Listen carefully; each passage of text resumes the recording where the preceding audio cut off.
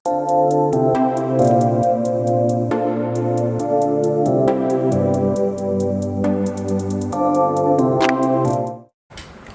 Friends, so നിങ്ങൾ എല്ലാവരും കുറെ നാളായി CAT 2024 കുറിച്ച് ചോദിക്കുന്നുണ്ടായിരുന്നു. സോ CAT 2024 കുറിച്ചുള്ള ഒരു ഹാപ്പി ന്യൂസ് കൊണ്ടുവരാൻ വേണ്ടിയാണ് ഞാൻ ഈ ഒരു വീഡിയോ ചെയ്യുന്നത്.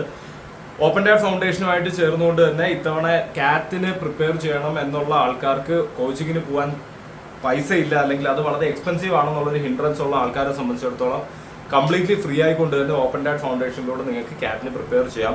അതിന് വേണ്ടിയുള്ള വീഡിയോ ലെക്ചേഴ്സും മോക്ക് ടെസ്റ്റും പ്രാക്ടീസ് ക്വസ്റ്റ്യനും എല്ലാം ഒരുങ്ങിക്കൊണ്ടിരിക്കുന്നു. ഓൾമോസ്റ്റ് അത് കംപ്ലീറ്റ് ആയി. ഒരു പരിധി വരെ നമുക്കിപ്പോൾ നമ്മുടെ വെബ്സൈറ്റിൽ അവൈലബിളുമാണ് എന്നുള്ളതാണ് ആദ്യം എനിക്ക് പറയാനുള്ളത്. ഇത് ഒരു ചിലപ്പോൾ ഞാൻ ഈ വീഡിയോയിലെല്ലാം പറഞ്ഞു തീർക്കാൻ പറ്റുകയാണെങ്കിൽ പറഞ്ഞു തീർക്കും, ഇല്ലെങ്കിൽ ഞാനിതൊരു 2-3 പാർട്ടുകളായിട്ട് ചെയ്യും. എന്തായാലും എനിക്ക് CAT-ന് ഇത്തവണ പ്രിപ്പയർ ചെയ്ത് തുടങ്ങാൻ പോകുന്ന ആൾക്കാരോട് പറയാനുള്ള കാര്യങ്ങൾ ഞാനിവിടെ ഒരു നട്ഷലിൽ പറയാനാണ് ഉദ്ദേശിക്കുന്നത്. സോ ആദ്യമായിട്ട് CAT-ന് ആർക്കൊക്കെ പ്രിപ്പയർ ചെയ്യാം. ഒരുപാട് ആൾക്കാർ എനിക്ക് ഒരു മെസ്സേജുമായിട്ട് വരുന്നുണ്ട്, എനിക്ക് ഈ മാർക്ക് 10ാം ക്ലാസ്സിൽ കുറവാണ്, +2-ൽ കുറവാണ്, എൻ്റെ കമ്മ്യൂണിക്കേഷൻ വീക്കാണ്, എനിക്ക് വീട്ടിൽ പൈസ കുറവാണ്, അല്ലെങ്കിൽ വീട്ടിൽ കുറച്ച് റെസ്ട്രിക്ഷൻസ് ഉണ്ട്, പുറത്ത് പോയി പഠിക്കുന്നതിനെ കുറിച്ച്, അല്ലെങ്കിൽ അവിടെ പോകുമ്പോൾ ഹിന്ദി സംസാരിക്കേണ്ടി വരുമോ, എൻ്റെ ഇംഗ്ലീഷ് കമ്മ്യൂണിക്കേഷൻ അത്ര റെഡിയല്ല, അല്ലെങ്കിൽ ഞാൻ BA ആണ് പഠിച്ചത്, BA പഠിച്ച ആൾക്കാർക്ക് കുറേ ഇതിൽ പോകാൻ പറ്റുന്നുണ്ടാവും, മുതലായ ഒരുപാട് ചോദ്യങ്ങൾ, വളരെ നാച്ചുറൽ ആയിട്ടുള്ള ചോദ്യങ്ങൾ. അപ്പോൾ അതിനെക്കുറിച്ചൊക്കെ പറയുകയാണെന്നുണ്ടെങ്കിൽ ഒന്ന് CAT-ന് ഒരു ഇന്ത്യയിലെ ഏറ്റവും മികച്ച ഇൻസ്റ്റിറ്റ്യൂഷൻസ് എന്ന് പറയുന്നത് IIM-കളാണ്. പക്ഷെ IIM-കൾ എന്ന് പറയുമ്പോൾ പോലും ഇന്ത്യയിൽ 21 IIMs ഉണ്ട്. അതിലൊരു 7 IIM ആണ് പഴയ IIMs ആയിട്ടുള്ളത്. അതായത് ഒരു 30 വർഷത്തിന് മുകളിൽ പഴക്കമുള്ള, 60 വർഷം വരെ പഴക്കമുള്ള IIM-കൾ. അവിടെ കിട്ടുന്ന നിങ്ങൾ IIM എന്ന് ഒരൊറ്റ ബ്ലാങ്കറ്റ് ആയിട്ട് പറയുന്നതിന് പകരം 3ആയിട്ട് സ്പ്ലിറ്റ് ചെയ്ത് പറയാം. കാരണം ഓൾഡ് IIMs എന്ന് പറയുന്നതിന് വേറെ തന്നെ ലെഗസി ഉണ്ട്. അതായത് അഹമ്മദാബാദ്, ബാംഗ്ലൂർ, കൽക്കട്ട, ലക്നോ, ഇൻഡോർ, കോഴിക്കോട്, ഇപ്പോൾ മുംബൈയും വന്നിട്ടുണ്ട്. പുതിയ മുംബൈ ക്യാമ്പസ് കഴിഞ്ഞ വർഷം വന്ന IIM ആണെങ്കിൽ പോലും അതൊരു 50-60 വർഷം പഴക്കമുള്ള ഒരു ബിസിനസ് സ്കൂൾ കൺവേർട്ട് ചെയ്താണ്. നിറ്റി എന്ന് പറയുന്ന ഒരു ബിസിനസ് സ്കൂൾ കൺവേർട്ട് ചെയ്താണ്. ഇപ്പം നമ്മുടെ കോഴിക്കോട് NIT എന്ന് പറയുന്നത് 10-20 വർഷമേ ആയിട്ടുള്ളൂ NIT ആയിട്ട്. അതിന് മുന്നേ അത് REC എന്ന് പറയുന്ന ഒരു കോളേജായിട്ട് റൺ ചെയ്തിരുന്നു. അതുപോലത്തെ ഒരു സംഭവമാണ്. അപ്പോൾ ചുരുക്കി പറഞ്ഞാൽ ഈ ഒരു 7 IIM-കളിൽ കിട്ടുന്ന അവിടുത്തെ ഒരു പാക്കേജ് എന്നൊക്കെ പറയുന്നത്, അല്ലെങ്കിൽ അവിടെ കിട്ടുന്ന ഒരു ക്യാമ്പസ് ലൈഫ് എക്സ്പോഷർ എന്നൊക്കെ പറയുന്നത്, അല്ലെങ്കിൽ കിട്ടാനുള്ള കട്ട് ഓഫും കൂടുതലായിരിക്കും, അവിടെ കിട്ടുന്ന പ്ലേസ്മെന്റ് കൂടുതലായിരിക്കും. ഏതാണ്ട് ഒരു ഇപ്പോഴത്തെ നിലവാരത്തിൽ നോക്കുകയാണെങ്കിൽ ഒരു 10-30 ലക്ഷം രൂപ ആവറേജ് പാക്കേജ് ഈ പറയുന്ന ഓൾഡ് IIMs വരും. ചിലടത്ത് 35 വരെ, ഒരു 28 മുതൽ 35 വരെയൊക്കെ ആവറേജ് ശരാശരി പാക്കേജ് വരുന്നുണ്ട്. നിങ്ങളൊരു 2 വർഷം കഴിഞ്ഞ് ഈ ഒരു CAT-ന് എഴുതി കയറുകയാണെങ്കിൽ 2 വർഷം കഴിയുമ്പോൾ ഡെഫിനറ്റ്ലി അത് അതിനേക്കാളും കൂടുന്നുണ്ടാവും. പക്ഷേ ഈ പറയുന്ന ഞാൻ പാക്കേജ് മാത്രം വെച്ച് പറയാൻ കാര്യം എന്ന് പറഞ്ഞാൽ നിങ്ങൾക്കൊരു ഐഡിയ കിട്ടാനാണ് ഈ ഒരു IIMs തമ്മിലുള്ള ഒരു ഡിഫറൻസ്. പിന്നെ ഉള്ളതെന്ന് പറഞ്ഞു കഴിഞ്ഞാൽ ഒരു ഫസ്റ്റ് ജനറേഷൻ IIMs എന്ന് പറയും, ഈ ട്രിച്ചി, ഉദയ്പൂർ, റാഞ്ചി, റായ്പൂർ, കാശ്പൂർ എന്നൊക്കെ പറയുന്നത്. അവിടെ പോയി കഴിഞ്ഞാൽ ഫീസും കുറച്ച് കുറവായിരിക്കും. നമ്മുടെ ഓൾഡ് IIMs അത്ര ഫീസ് ഉണ്ടാവില്ല, പക്ഷേ പാക്കേജും അതിനനുസരിച്ച് കുറയുന്നുണ്ടാവും. അപ്പോൾ definitely we should target for, നമ്മൾ ഫീസ് നോക്കിയിട്ടല്ല, നമ്മൾ ഏറ്റവും മികച്ച കോളേജിൽ കയറുക എന്നുള്ളപ്പോൾ നമ്മളുടെ target should be to get into an old IIM, if not ഒരു ഫസ്റ്റ് ജനറേഷൻ IIM. പിന്നെ ഉള്ളത് സെക്കൻഡ് ജനറേഷൻ IIM ആണ്. അവിടെ പോകുമ്പോൾ പാക്കേജ് ഒക്കെ കുറച്ചുകൂടെ കുറയും. പല ഇതിലും പെർമനന്റ് ക്യാമ്പസ് ആയി വന്ന് ഈ വർഷമാണ് എല്ലാവർക്കും പെർമനന്റ് ക്യാമ്പസ് ആയത്. ഇതുവരെ ഒരു ടെമ്പററി ക്യാമ്പസിൽ റൺ ചെയ്തുകൊണ്ടില്ല. ഏതാണ്ട് 2015 സ്റ്റാർട്ട് ചെയ്ത IIMs ആണ്. സോ നമ്മുടെ ജമ്മു, വിശാഖപട്ടണം, പിന്നെ ബോധ്ഗയ, സംബൽപൂർ, സിർമൗർ എന്നൊക്കെ പറയുന്നത്. അപ്പം ഇങ്ങനെയുള്ള ഡിഫറെന്റ് ക്ലാസിഫിക്കേഷൻ ഓഫ് IIMs ഉണ്ട്. പക്ഷെ നിങ്ങൾ മനസ്സിലാക്കേണ്ടത് ഈ ഓൾഡ് IIMs എന്ന് പറയുന്ന ഈ 7 IIMs-ന് ഒപ്പം നിൽക്കുന്ന ഒരുപാട് പ്രൈവറ്റ് ബിസിനസ് സ്കൂളുകളും IIM അല്ലാത്ത ഗവൺമെന്റ് ഇൻസ്റ്റിറ്റ്യൂഷൻസും ഉണ്ട്. അതായത് ഇപ്പം Indian institute of foreign trade, XLRI എന്ന് പറയുന്ന ഒരു പ്രൈവറ്റ് ബിസിനസ് സ്കൂളാണ്. ജംഷഡ്പൂറും ഡൽഹിയിലും ക്യാമ്പസ് ഉള്ളത്. അവർ ഏതാണ്ട് ഇന്ത്യയിലെ ഏറ്റവും ഓൾഡസ്റ്റ് ബിസിനസ് സ്കൂളാണ്. IIM-കളെക്കാളും പഴക്കമുള്ള ബിസിനസ് സ്കൂളുകളാണ്. IIM അഹമ്മദാബാദ്, ബാംഗ്ലൂർ, കൽക്കട്ട എന്ന് ഞാൻ നേരത്തെ പറഞ്ഞു വെച്ച ഓൾഡ് IIMs-ൽ കിട്ടുന്ന അതേ പാക്കേജോട് കിട്ടുന്ന ഈ സ്കൂളുകളുണ്ട്. അപ്പോൾ ഇതെല്ലാം നിങ്ങൾ മനസ്സിലാക്കുക. അപ്പം ഇതുപോലെയുള്ള ഒരുപാട് ബിസിനസ് സ്കൂളുകളുണ്ട്. അപ്പം നമ്മളെപ്പോഴും IIM-കൾ കയറുക എന്നുള്ളതിൽ നിന്ന് മാറി കുറച്ചുകൂടെ മെച്ചുവേർഡായിട്ട് നമുക്കൊരു ടോപ്പ് ബിസിനസ് സ്കൂളിൽ കയറുക എന്നുള്ള രീതിയിലോട്ട് നിങ്ങളുടെ കംപ്ലീറ്റ് പ്രിപ്പറേഷൻ സ്ട്രാറ്റജി മാറണം. അപ്പോൾ ടോപ്പ് ബിസിനസ് സ്കൂളിൽ കയറുക എന്ന് പറയുമ്പോൾ ഒരു 90% ടോപ്പ് ബിസിനസ് സ്കൂളുകൾക്കും CAT എന്ന് പറയുന്ന ഒരു ഒറ്റ എക്സാം തന്നെയാണ് എഴുതേണ്ടത്. CAT ആണ് ഇന്ത്യയിലെ ഏറ്റവും കൂടുതൽ ആൾക്കാർ എഴുതുന്ന ഏറ്റവും ഒരു പ്രമുഖമായിട്ടുള്ള ഒരു എൻട്രൻസ് എക്സാമിനേഷൻ. പക്ഷെ CAT മാത്രമല്ല എൻട്രൻസ് എക്സാമിനേഷൻ എന്നും മനസ്സിലാക്കുക. CAT കൂടാതെ ഞാൻ നേരത്തെ പറഞ്ഞു വെച്ച XLRIക്ക് SAT എന്ന് പറയുന്ന ഒരു എക്സാം ഉണ്ട്. പിന്നെ NMIMS എന്ന് പറയുന്ന മുംബൈയിലെ വളരെ പ്രമുഖമായ ടോപ്പ് 20 വരുന്ന ഒരു ബിസിനസ് സ്കൂളിന് വേണ്ടി NMAT എന്ന് പറയുന്ന വേറൊരു എൻട്രൻസ് എക്സാമിനേഷൻ ഉണ്ട്.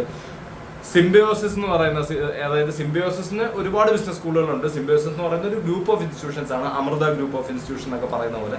പക്ഷെ സിംബയോസിന്റെ പൂനെയിലുള്ള 2 ക്യാമ്പസുകൾ വളരെ മികച്ച ടോപ്പ് 20 ടോപ്പ് 25 നിൽക്കുന്നതാണ്. അപ്പോൾ അവിടെ കയറണമെങ്കിൽ സ്നാപ്പ് എന്ന് പറയുന്ന വേറൊരു എൻട്രൻസ് എക്സാമിനേഷൻ എഴുതണം. ഇപ്പൊ ചുരുക്കി പറഞ്ഞു കഴിഞ്ഞാൽ ഇങ്ങനത്തെ ടോപ്പ് ബിസിനസ് സ്കൂളുകൾ കയറാൻ മാത്രം കാറ്റ് കൂടാതെ ഒരു 3-4 വേറെ എൻട്രൻസ് എക്സാമിനേഷനുകളും ഉണ്ട്.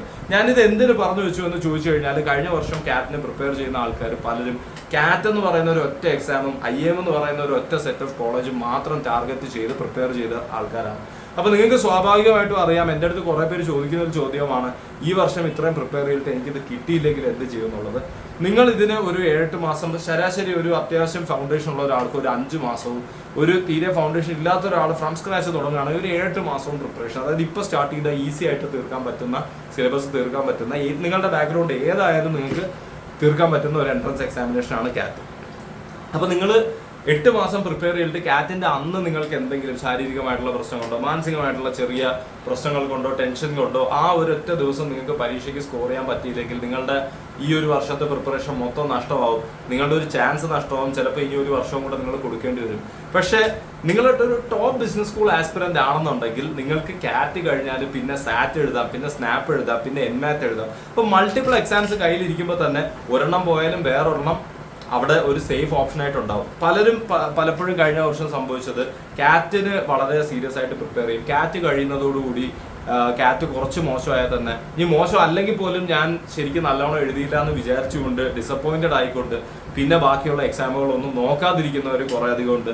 പിന്നെ ഇതുവരെ ആ പരീക്ഷകളെ കുറിച്ചൊന്നും നോക്കാതെ കാറ്റ് മോശമാകുമ്പോൾ മാത്രം നോക്കി തുടങ്ങുന്ന ഒരു പ്രവണതയും കാണാറുണ്ട്. അപ്പം ആദ്യമായിട്ട് MBA പ്രിപ്പയർ ചെയ്യുമ്പോൾ IIM ആസ്പിറന്റ് അല്ല, ഞാൻ ടോപ്പ് B സ്കൂൾ ആസ്പിറന്റ് ആണ്. I want to get in top business school, I want to build a top corporate career, I want to become a top entrepreneur.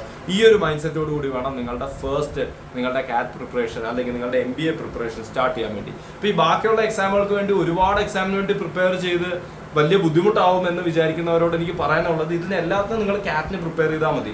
Only thing is like ബാക്കിയുള്ള എക്സാമുകൾക്ക് ചെറിയ വ്യത്യാസങ്ങളുണ്ട്. ആ വ്യത്യാസങ്ങൾക്ക് വേണ്ടിയുള്ള അവരുടേതായ കുറച്ച് mock ടെസ്റ്റുകൾ മാത്രം എടുത്താൽ മതി. അപ്പൊ ഇനി ഞാൻ പറയാൻ പോകുന്നത് ആൾക്കാരുടെ പ്രധാനപ്പെട്ട സംശയം ഫിനാൻഷ്യലി ഉള്ള ഇതിന്റെ ഒരു ഫീസ് കണ്ടിട്ട് ഞെട്ടിയ ആൾക്കാരുണ്ടാവും. അറിയാത്തവർക്ക് ഞാൻ പറഞ്ഞുതരാം. IIMകൾ, ഓൾഡ് IIMകൾ അല്ലെങ്കിൽ ഞാൻ പറയുന്ന ഒരു ടോപ്പ് 10-15 ബി സ്കൂളുകൾക്ക് ഒരു 10-25 ലക്ഷം രൂപയോളം ഫീസ് വരുന്നുണ്ട്. അപ്പം പക്ഷെ ഇതിൽ നിങ്ങൾ മനസ്സിലാക്കാനുള്ളത്, നിങ്ങൾക്ക് അവിടെ നിന്ന് കിട്ടുന്ന സാലറി വെച്ച് നോക്കുമ്പോൾ ഈ ഫീസ് ഒന്നും അല്ല എന്നുള്ളതാണ്. അതും 100% എല്ലാവർക്കും തന്നെ 100% പ്ലേസ്മെന്റ് ഉള്ള കോളേജുകളാണ് ഇതെല്ലാം.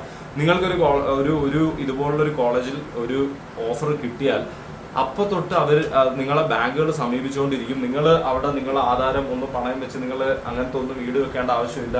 ഒരു കൊളാട്രൽ, അതായത് ഒരു ബോറോവർ, അതായത് നിങ്ങൾക്ക് വേണ്ടി ആരും ജാമ്യം നിൽക്കേണ്ട ആവശ്യം പോലും ഇല്ല. കാരണം നിങ്ങളുടെ ഇൻസ്റ്റിറ്റ്യൂട്ടിന്റെ ബ്രാൻഡിന്റെ പേരിൽ മാത്രം നിങ്ങൾക്ക് ഒരുപാട് ആൾക്കാർ ലോൺ തരാൻ തയ്യാറാവും. ഈ ലോണുകളുടെ ഇൻട്രസ്റ്റ് റേറ്റ് വളരെ കുറവാണ്. 15 വർഷം കൊണ്ട് അടച്ചു തീർത്താൽ മതി. നിങ്ങൾക്ക് ജോലി കിട്ടി തുടങ്ങുമ്പോൾ നിങ്ങൾ അടച്ചു തുടങ്ങിയാൽ മതി എന്നുള്ള മുതലായ ഫീച്ചറുകൾ ഉള്ളതുകൊണ്ട് തന്നെ ഒരു ശരാശരി പറയുകയാണെങ്കിൽ നിങ്ങളൊരു 25 ലക്ഷം രൂപ ലോൺ എടുത്താൽ നിങ്ങൾക്കൊരു മാസം അടവ് ഏതാണ്ട് ഒരു 10-22,000 രൂപ മാത്രമേ ഉണ്ടാവുള്ളൂ. എങ്ങനെ പോയാലും ഒരു മാസം 1 ലക്ഷം 1.5 ലക്ഷം രൂപ കയ്യിൽ ആഫ്റ്റർ ടാക്സ് കിട്ടുന്ന ലെവലിലുള്ള ആഫ്റ്റർ ടാക്സ് നിങ്ങളുടെ കയ്യിൽ ശമ്പളം കിട്ടുന്ന ലെവലിലുള്ള ജോലി നിങ്ങളുടെ കയ്യിൽ കിട്ടുമ്പോൾ ഈ പറയുന്ന എമൗണ്ടുകളൊക്കെ വളരെ ചെറിയ ഒരു എമൗണ്ട് മാത്രമാണ്. ഇത് കൂടാതെ നിങ്ങൾ അവിടെ കയറുമ്പോൾ നിങ്ങൾ റിസർവ്ഡ് കമ്മ്യൂണിറ്റീസിലുള്ള അല്ലെങ്കിൽ നിങ്ങൾ ഫിനാൻഷ്യലി ബാക്ക്വേർഡ് ആയിട്ടുള്ള കമ്മ്യൂണിറ്റീസിനുള്ള ആൾക്കാരാണെങ്കിൽ കോളേജുകൾ കൊടുക്കുന്ന ഒരുപാട് സ്കോളർഷിപ്പുകളുണ്ട്. ഗവൺമെന്റുകൾ, സ്റ്റേറ്റ് ഗവൺമെന്റുകൾ, ഇപ്പോൾ കേരള ഗവൺമെന്റ് ഒരുപാട് കുട്ടികൾക്ക് സ്കോളർഷിപ്പുകൾ കൊടുക്കുന്നുണ്ട്, കംപ്ലീറ്റ് ഫീസ് വേവ് ചെയ്ത് കൊടുക്കുന്നുണ്ട്. അതുകൊണ്ട് തന്നെ ഫണ്ടിന്റെ കാര്യത്തിൽ ഫിനാൻഷ്യലി ഈ കാര്യങ്ങൾ ആലോചിച്ചിട്ട് ഈ ഒരു കാര്യം ഇതിൽ പ്രിപ്പയർ ചെയ്യാതിരിക്കേണ്ട ആവശ്യമില്ല. ഇനിയുള്ളത് 10ാം ക്ലാസ് +2 മാർക്കുകൾ.